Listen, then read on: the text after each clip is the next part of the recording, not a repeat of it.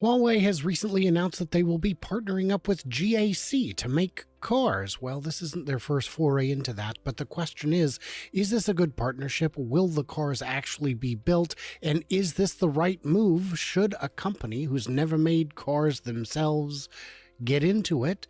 Well, the answer may surprise you. The answer is almost definitely yes. It will be a success, and I'll explain why. I'm Brian. Welcome to Futuraza. See, I figured I'd start by getting the clickbait out of the way. There is no clickbait. This is a big announcement, and it is exciting, and we'll see the Ramalama ding-dongifications momentarily. Yes, we will. So here's the story. Huawei and GAC will jointly create a high-end smart new energy vehicle brand. Well, they just mean an EV, although I suppose they could do hybrids too, but right now it looks like this is going to be a part of their Huawei Intelligence and GAC Smart Manufacturing System, HIMA. It's their Harmony Intelligent Mobility Alliance. This is something they've been working on for some time. Why on earth would a company that doesn't make cars want to be in the business of something that is making cars? You see, they've been doing this with other brands, and it's been kind of working. Why? I mean, this is a cell phone company, right? Apple's a cell phone company. They canceled their project, and this was a big deal. This was huge. They had 1,000 people working on the project for a decade.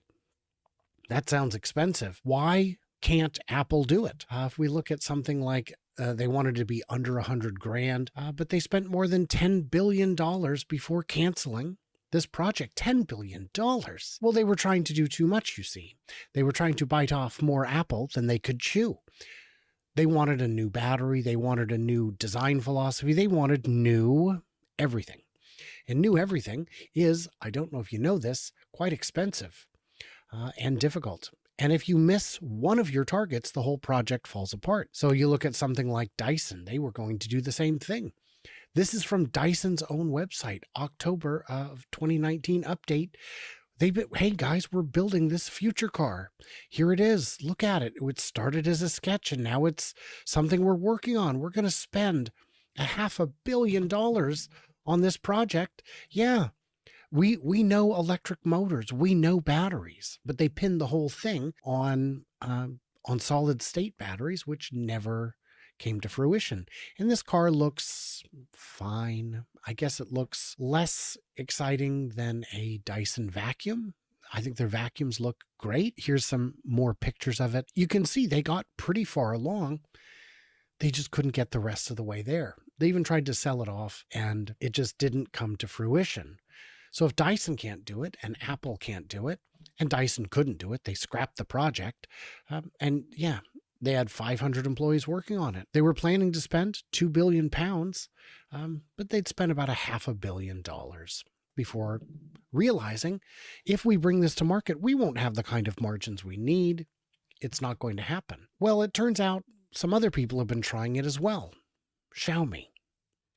Xiaomi succeeded where these others failed, or at least it appears to be succeeding. The SU7, the EV that has US auto bosses talking, is smashing sales targets. I was among the many who said this initial surge of sales cannot last. They're going to lose too much money on every unit. Well, it turns out when you're making entire buckets of cash in your other ventures, you can afford to lose a few bucks over here. When Ford or GM or Volkswagen sell an EV at a loss, the problem is they're taking money out of the other bucket. When somebody who doesn't sell a gas car sells an electric car, the money in the other bucket remains constant. It's still there. You still get more to spend tomorrow. So the SU7 is selling very well. The tech giant said it surpassed its annual sales goal of 100,000 units already in November. Wow. So what is it that Xiaomi is doing that's different? Well, for one thing, they are committed to losing a whole lot of money. That's $30,000. It costs more than that to build, but they can afford to lose that money. They're starting with an advantage that a lot of startups don't have. One is that they do have that money. They have their own in-house funding. But the other is that they've got one of the hardest parts of the equation sorted: the software. You see, software is, it turns out, quite difficult to crack. Before I get into that, I should mention this week was the big YouTube purge, where they cleared out a bunch of subscribers that they felt were not real, and I got messages telling me as much, and I could see them disappearing, but not from specific videos. I didn't upset people. Check if you're subscribed. Maybe you are, maybe you're not. It's ridiculous. So thank you for your patience in these weird tech times. The EV industry faces a core challenge: software. Software is really hard. You've got all these systems and they all need to work together. Originally, cars didn't have any computers. They didn't need them. And then you added one and then another, and then pretty soon you've got subsystems in your outlying periphery, and all of it needs to be able to talk. And the more complicated a car gets, the more complicated the software gets. And then you've got all these companies helping you with the software. We're going to do our part to make your job easier. Now you've got 10 pieces of software trying to talk to each other, and it's a challenge. Getting the software to work is tricky. You look at something like this. Wall Street Journal says electric vehicles are more software than hardware. The battery management system, the navigation, the infotainment, all the little things that you may not even think about, like the seats, like the climate controls, like the thermal management. There's a lot in there that needs to be addressed. So if you look at somebody who's doing a crazy job, chaos at Volkswagen, CARIAD division may lead to delays and job cuts. They hired apparently 10,000 software engineers to rebuild the software from the ground up. Well, that is too many monkeys at too many typewriters. It did not work. It was so expensive, in fact, that it caused some real problems. How Volkswagen's endless software headaches led it to Rivian.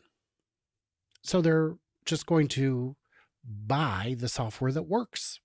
They're going to partner with a company that can actually do software. Congrats to Rivian, by the way, for getting this sorted out. I've had a chance to meet one or two of their software engineers, and they were very smart people. But I'm sure the software engineers were very smart at Volkswagen as well. It's really hard. You've got to think about it in a different way, apparently, and they are having trouble doing that. All of the big players are having trouble doing that. This is a $5-6 billion partnership. So the software is a $5 or $6 billion advantage. Being able to understand hardware and software and how they play together is a $6 billion advantage that Huawei has. If we look at the joint venture, here's some more details. $5.8 billion, a 50% stake in the joint venture. Yes, the joint venture is slightly separate, mildly separate. It's fine. And this software will be going into the new Scout line of Volkswagen products, and presumably other products as well. So who is Huawei? Founded in 1987, they're a global provider of information and communication technology, infrastructure, and smart devices. They make routers, switches, cell phones, all kinds of stuff. They design the hardware, and in many cases, they build the hardware. They have over 200,000 employees. They've spent, that'd be $137 billion US. Depends on when it was spent, the exchange rate. It's probably less than that because the renminbi has strengthened compared to the dollar since 1987. So probably 100 billion, I would guess, is what they've spent. They've got a lot of 23%, of our total R&D spend. It is their total revenue is R&D. That's a lot. That gives you an advantage. Something like 1 in 3, or I think they're the number 2 smartphone maker by volume behind Samsung. This is a big company doing a whole lot of stuff. Let's see. Over 1.5 billion active users. This is a big company. They know software. What they don't know is how to make a car. Well, that's why they're partnering with GAC, who's been around since 1954, but they haven't really been making cars this entire time. Let's see, a holding company. It is the 6th largest automaker in China as of 2009. Well, these numbers are interesting. If we look at some of their more recent ventures, we'll see that they've made, that they've sold over about 1 million cars. What are we at here? Since 2010, almost 1 million cars in these 3 brands. They are a company that knows how to build cars. Are they great? I don't know. These cars are going to start in the China market, which is presumably a bit more forgiving. You've got a company that knows software, a company that knows how to build cars, and they're going to do a partnership and do it all together. But if you look at the deal a little closer, launching this EV brand, there are 4 other companies that Huawei already works with: Series, Chery, BAIC, and JAC. All 4 partnerships have seen the launch of at least one model. And we don't have a timeline for the new brand, but it doesn't really matter. I believe it will be happening. I believe Huawei wants in on this. So that means they're doing it. This is something to watch out for. Companies that should have the ability to actually get into this. They've got the revenue. They've got the money to invest themselves. They don't need to rely on private equity raises or IPOs. They've got it. And how's that working out for them? Well, shares were up 19% on the news. That's not super surprising. That's kind of what I would expect to see happen on a move like this. Who would you want building your next, EV venture? I would put my money on the software people. It was laughable when Tesla said we're going to build cars. Silicon Valley, they can't build cars. Well, they're not cars as much as what cars are going to soon be. And if you don't believe me, look at your own lineup now. It's a problem. They should have seen it coming, that software was going to be what rules the day, especially as the transition to electric and new energy vehicles takes shape.